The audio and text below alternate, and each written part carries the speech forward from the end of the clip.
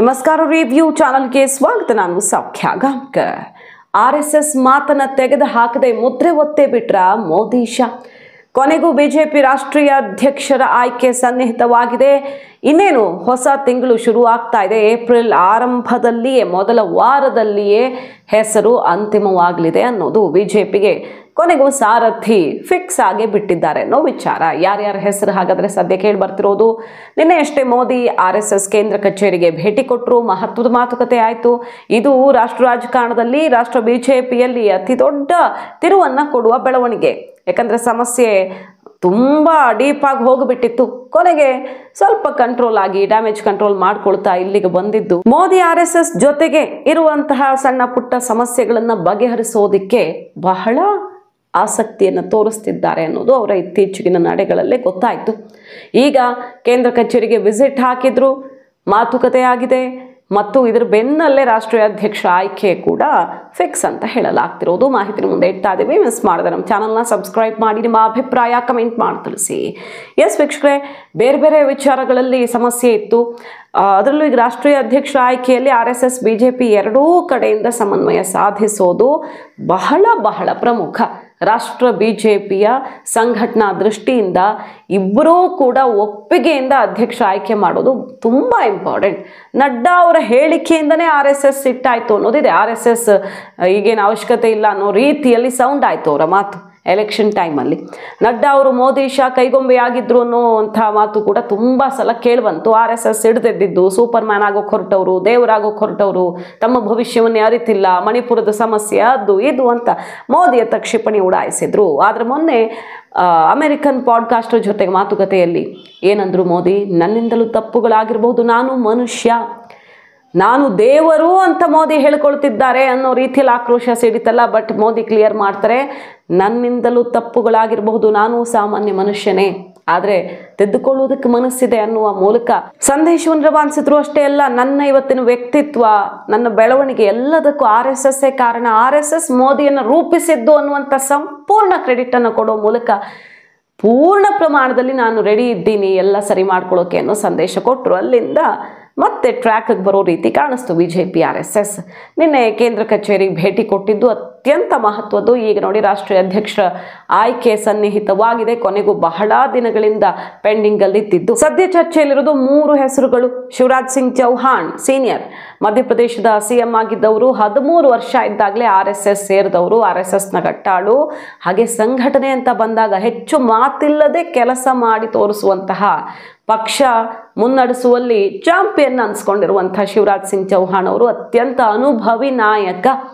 ಅವರು ಒಂದು ಕೆಲಸ ಕೈ ಹಾಕಿದ ಮೇಲೆ ಅಚ್ಚುಕಟ್ಟಾಗಿ ತಲುಪಿಸ್ತಾರೆ ಗುರಿನ ಅನ್ನೋದೊಂದು ಹೆಗ್ಗಳಿಕೆ ಇದೆ. ಹಾಗಾಗಿ ಶಿವರಾಜ್ ಸಿಂಗ್ ಚೌಹಾಣ್ ಅವರು ಆಗ್ತಾರ ಅಧ್ಯಕ್ಷರು ಅನ್ನೋದೊಂದು, ಯಾಕಂದ್ರೆ CM ಕುರ್ಚಿಯಿಂದ ಅವ್ರನ್ನ ಇಳಿಸ್ಲಾಯ್ತು ಅಂದ್ರೆ ಹೊಸಬ್ರನ್ನ ಕೂರಿಸ್ಲಾಯ್ತು. ಅವ್ರ ನೇತೃತ್ವದಲ್ಲಿ ಎಲೆಕ್ಷನ್ ಗೆದ್ದು ಅವ್ರು ಆರಾಮಾಗಿ ಬಿಟ್ಟುಕೊಟ್ರು, ಹೊಸಬ್ರಿಗೆ ಅವಕಾಶ ಮಾಡಿಕೊಟ್ರು. RSS ಕೂಡ ಅದನ್ನೇ ಬಯಸಿತ್ತು, ಹೊಸಬ್ರು ಬರಲಿ ಅಲ್ಲಿ ಅಂತ. ಶಿವರಾಜ್ ಸಿಂಗ್ ಚೌಹಾಣ್ ಅವರು ಕೇಂದ್ರದಲ್ಲಿ ಈಗ ಮಂತ್ರಿ ಆಗಿದ್ದಾರೆ. ಇನ್ನೊಂದು ಹೆಸರು ಪ್ರಮುಖವಾಗಿ ಕೇಳ್ತಿರೋದು ಯುವ ನಾಯಕ ಅನುರಾಗ್ ಸಿಂಗ್ ಠಾಕೂರ್. ಅವ್ರು ಹಿಂದೆ ಮಿನಿಸ್ಟರ್ ಆಗಿದ್ರು, ಈ ಸಲ ಕೊಡ್ಲಿಲ್ಲ. ಅಧ್ಯಕ್ಷರನ್ನಾಗ ಮಾಡೋದಕ್ಕೆ ಅವರಿಗೆ ಮಿನಿಸ್ಟರ್ಗಿರಿ ಕೊಡಲಿಲ್ಲ, ಒನ್ ಮ್ಯಾನ್ ಒನ್ ಪೋಸ್ಟ್ ಅನ್ನೋ ರೀತಿಯಲ್ಲಿ ಚರ್ಚೆ ಆಗಿತ್ತು. ಬಟ್ ತುಂಬ ಜನ ಪೈಪೋಟಿಗೆ ಬಿದ್ದಿರೋದ್ರಿಂದ ಯುವ ನಾಯಕನಿಗೆ ಸಿಗತ್ತೋ ಇಲ್ವೋ ಅನ್ನೋದೊಂದು ಕುತೂಹಲ.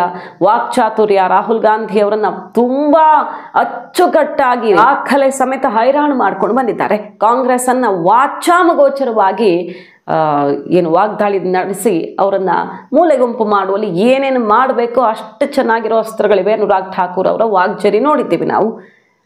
ಸೊ ಅನುರಾಗ್ ಠಾಕೂರ್ ಅವರು ಆಗ್ತಾರ ಅಧ್ಯಕ್ಷರನ್ನಾಗಿ? ಮತ್ತೆ ಹಿಮಾಚಲ ಪ್ರದೇಶದವ್ರನ್ನೇ ಆಯ್ಕೆ ಮಾಡಲಾಗತ್ತಾ?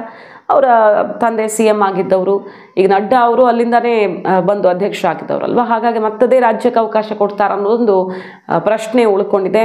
ಆದ್ರೆ ಅನುರಾಗ್ ಠಾಕೂರ್ ಅವರ ಹೆಸರು ಮೊದಲಿಂದನೂ ಆರಂಭದಿಂದನೂ ಜೋರಾಗಿ ಕೇಳಿ ಬರ್ತಾ ಇರೋದು.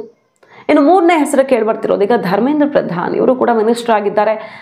ಬಹಳ ಸ್ಟ್ರಾಂಗ್ ಲೀಡರ್, ಅವ್ರಿಗೆ ಸಂಘಟನಾ ಚಾತುರ್ಯತೆ ತುಂಬ ಚೆನ್ನಾಗಿದೆ ಅಂತ ಅಭಿಪ್ರಾಯ ಇದೆ ಬಿಜೆಪಿಯಲ್ಲಿ. ಹಾಗಾಗಿ ಬಿಜೆಪಿ RSS ಎರಡೂ ಕಡೆಯಿಂದ ಇಬ್ಬರು ಒಮ್ಮನಸ್ಸಿನಿಂದ ಈಗ ಅಧ್ಯಕ್ಷ ಆಯ್ಕೆಗೆ ಮುಂದಾಗ್ತಾ ಇರೋದು ಬಿಜೆಪಿ ಕಾರ್ಯಕರ್ತರಿಗೆ ಹುಮ್ಮಸ್ಸನ್ನು ಕೊಡ್ತಾ ಇದೆ. ಯಾಕಂದರೆ ಅವರೊಂದು ಕಡೆ ಇವರೊಂದು ಕಡೆ ಹೋದರೆ ಏನಾಗುತ್ತೆ ಅನ್ನೋದಕ್ಕೆ 24ರ ಲೋಕಸಭಾ ಚುನಾವಣೆ ಸಾಕ್ಷಿಯಾಯಿತು. ಸಿಕ್ಕಾಪಟ್ಟೆ ನಿರೀಕ್ಷೆ ಇತ್ತು, ಆದರೆ ಜಸ್ಟ್ ಪಾಸ್ ಅನ್ನೋ ರೀತಿಯಲ್ಲಿ ಬಚಾವಾಗಿದ್ದಾಯಿತು.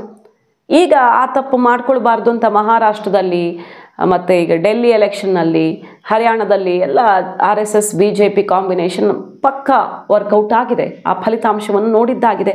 ಸೊ ಅಧ್ಯಕ್ಷರ ಆಯ್ಕೆಯಲ್ಲೂ ಕೂಡ ಒಮ್ಮತದಿಂದ ಹೋಗೋದಕ್ಕೆ ಈಗ ನಿರ್ಧಾರ ಆಗಿದ್ದು, ಈ ಮೂವರಲ್ಲಿ ಒಂದು ಹೆಸರು ಫೈನಲ್ ಆಗುತ್ತೆ ಅಂತಲೇ ಕೇಳಿ ಬರ್ತಾ ಇರೋದು. ಇನ್ನು ಈಗ ಈ ಹೊತ್ತಲ್ಲಿ RSS ಕಚೇರಿಗೆ ಭೇಟಿ ಕೊಟ್ಟಿದ್ದೆ ಸೆಪ್ಟೆಂಬರಲ್ಲಿ ಮೋದಿ ಕೆಳಗಿಳಿಸೋ ಬಗ್ಗೆ ಮಾತನಾಡೋದಕ್ಕೆ ಅಂತೆಲ್ಲ ಒಂದಷ್ಟು ಕಾಲ ಎಳಿತಿದ್ದಾರೆ. ಸಂಜಯ್ ರಾವತ್ ಸೇರಿದಂತೆ ಮಹಾರಾಷ್ಟ್ರ ಪಾಲಿಟಿಕ್ಸಲ್ಲಿ ಈ ಬಗ್ಗೆ ಚರ್ಚೆ ಜೋರಾಗಿದೆ. ಮೋದಿ ಕೆಳಗಿಳಿಸ್ತಾರೆ, ಅದ್ರ ಬಗ್ಗೆ ಮಾತುಕತೆ ಆಗ್ತಿದೆ ಅಂತ. ಅದಕ್ಕೆ ದೇವೇಂದ್ರ ಫಡ್ನವೀಸ್, RSS ಕಟ್ಟಾಳು ಮುಖ್ಯಮಂತ್ರಿ ದೇವೇಂದ್ರ ಫಡ್ನವೀಸ್ ಉತ್ತರ ಹೇಗಿದೆ ಅಂದರೆ 29ರ ಎಲೆಕ್ಷನ್ನೂ ಕೂಡ ಮೋದಿನೇ ಲೀಡ್ ಮಾಡೋದು ಅಂತ ತೀರ್ಮಾನ ಆಗಿದೆ. ನಾವು ಈ ಬಗ್ಗೆ ಒಂದು ಎಕ್ಸ್ಕ್ಲೂಸಿವ್ ಆದ ಸ್ಟೋರಿಯನ್ನು ಮಾಡಿದ್ವಿ. RSS ಜೊತೆಗೆ ಎಷ್ಟು ಚೆನ್ನಾಗಿ ಹೆಜ್ಜೆ ಇಡೋದಕ್ಕೆ ಬಯಸ್ತಿದ್ದಾರೆ ಮೋದಿ ಅಂದರೆ, ಈ ಅವಧಿಗಂತೂ ಅವ್ರನ್ನ ಇಳಿಸೋದಕ್ಕೆ ಸಾಧ್ಯ ಇಲ್ಲ. ಯಾಕಂದರೆ ಅವರ ನಾಯಕತ್ವಕ್ಕೆ ಲೋಕಸಭೆಯಲ್ಲಿ ಸ್ವಲ್ಪ ಆಘಾತಕಾರಿ ಅನಿಸಿದ್ರು, ಅದಾದ ಮೇಲೆ ನಡೆದ ಎಲೆಕ್ಷನ್ಗಳೆಲ್ಲ ಭರ್ಜರಿಯಾಗಿ ಗೆಲುವನ್ನು ತಂದುಕೊಟ್ಟಿರೋದ್ರಿಂದ ರಾಷ್ಟ್ರ ಮಟ್ಟದಲ್ಲಷ್ಟೇ ಅಲ್ಲ, ಜಾಗತಿಕವಾಗಿ ಮೋದಿ ಇಮೇಜ್ ಮತ್ತಷ್ಟು ಮೇಲಕ್ಕೆ ಹೋಗ್ತಿರೋದ್ರಿಂದ ಭಾರತದ ಪ್ರಗತಿ ಕೂಡ, ಆರ್ಥಿಕ ಅಭಿವೃದ್ಧಿ ಕೂಡ ರೈಟ್ ಟ್ರ್ಯಾಕಲ್ಲಿರೋದ್ರಿಂದ ಈ ಅವಧಿಗೆ ಅವ್ರನ್ನ ಇಳಿಸೋದು ಸಾಧ್ಯವೇ ಇಲ್ಲ. ಮುಂದಿನ ಅವಧಿಗೂ ಅವರನ್ನು ಕಂಟಿನ್ಯೂ ಮಾಡೋ ನಿಟ್ಟಿನಲ್ಲಿ ಮಾತುಕತೆ ಫೈನಲ್ ಆಗೋ ರೀತಿ ಕಾಣಿಸ್ತಾ ಇದೆ. ವಾತಾವರಣ ನೋಡಿದ್ರೆ ಅದೇ ಮಾತುಗಳನ್ನು ಇವತ್ತು ದೇವೇಂದ್ರ ಫಡ್ನವೀಸ್ ಅವರು ಎದುರಾಳಿಗಳಿಗೆ ಆನ್ಸರ್ ರೀತಿ ಹೇಳಿದ್ದಾರೆ. ತಂದೆ ಇದ್ದಾಗ, ಮನೆಯಲ್ಲಿ ಯಜಮಾನ ಇದ್ದಾಗ ಮುಂದಿನವ್ರು ಯಾರು ಅಂತ ಯೋಚನೆ ಮಾಡೋ ವಿಷಯವೇ ಇಲ್ಲ. 29ರ ಎಲೆಕ್ಷನ್ನು ಮೋದಿನೇ ಲೀಡ್ ಮಾಡ್ತಾರೆ ಅನ್ನುವಂಥ ಅನೌನ್ಸ್ಮೆಂಟೇ ಒಂದು ರೀತಿಯಲ್ಲಿ. ಯಾಕಂದರೆ ಅವರು RSSನ ಅತ್ಯಂತ ಆಪ್ತ ವಲಯದಲ್ಲಿರುವಂಥ RSSನ ಕಟ್ಟಾಳು ನಾಯಕ ಆಗಿರೋದ್ರಿಂದ ಅವರ ಬಾಯಲ್ಲಿ ಬಂದ ಮಾತುಗಳು ಭವಿಷ್ಯದ ಲೆಕ್ಕಾಚಾರದಂತೆ ಕಾಣಿಸ್ತಾ ಇರೋದು. ಸೊ ಕಾದು ನೋಡಬೇಕು. ರಾಷ್ಟ್ರೀಯ ಅಧ್ಯಕ್ಷರಾಗಿ ಹೊಸಬರು ಬರೋದಕ್ಕೆ ಈಗ ಮುಹೂರ್ತ ಫಿಕ್ಸ್ ಆಗಿದೆ. ಏಪ್ರಿಲ್ 5 ಅಥವಾ 6 ಈ ವೀಕೆಂಡ್ ಅಷ್ಟೊತ್ತಿಗೆ ರಾಷ್ಟ್ರೀಯ ಅಧ್ಯಕ್ಷ ನೇಮಕ ಆಗುತ್ತೆ ಅಂತ. ಕರ್ನಾಟಕದಲ್ಲೂ ಒಂದಷ್ಟು ಬದಲಾವಣೆಗಳಾಗಬಹುದು ಅದೇ ಹೊತ್ತಲ್ಲಿ. ಅಲ್ಲ ಅಧ್ಯಕ್ಷ ಆಯ್ಕೆ ಆಗ್ತಾ ಇದ್ದ ಹಾಗೆ ಇಲ್ಲಿ ಮರು ಆಯ್ಕೆಯೋ ಯಾವ ರೀತಿ ಅನ್ನೋದನ್ನು ಕಾದು ನೋಡಬೇಕು. RSS ಅಭಿಪ್ರಾಯವನ್ನು ಕನ್ಸಿಡರ್ ಮಾಡಿ ಮೋದಿ ಶಾ ಈ ಹೆಸರನ್ನು ಈಗ ಫೈನಲ್ ಮಾಡ್ತಿದ್ದಾರೆ. ಅನುರಾಗ್ ಠಾಕೂರ್ ಸಾಧ್ಯತೆ ಜಾಸ್ತಿ ಇದ್ರೂ ಕೂಡ ಇನ್ನಿಬ್ಬರು ಶಿವರಾಜ್ ಸಿಂಗ್ ಚೌಹಾಣ್ ಮತ್ತು ಧರ್ಮೇಂದ್ರ ಪ್ರಧಾನ್ ಹೆಸರು ದಟ್ಟವಾಗಿ ಕೇಳಿ ಬರ್ತಾ ಇದೆ. ನೋಡೋಣ. ಮಾಹಿತಿ ನಿಮ್ಗೆ ಇಷ್ಟ ಆಗಿದ್ರೆ ಮಿಸ್ ಮಾಡಿದ್ರೆ ನಮ್ಮ ಚಾನಲ್ನ ಸಬ್ಸ್ಕ್ರೈಬ್ ಮಾಡಿ, ನಿಮ್ಮ ಅಭಿಪ್ರಾಯ ಕಮೆಂಟ್ ಮಾಡಿ ತಿಳಿಸಿ. Thank you.